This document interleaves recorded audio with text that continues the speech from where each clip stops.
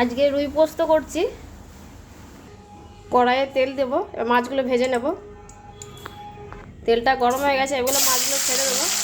মাছগুলো সব ছেড়ে দিয়েছি, মাছগুলো ভাজা হয়ে গেছে, এবারে তুলে নেব।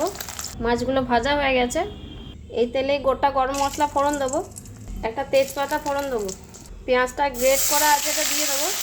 ভালো করে পেঁয়াজগুলো ভেজে নেব।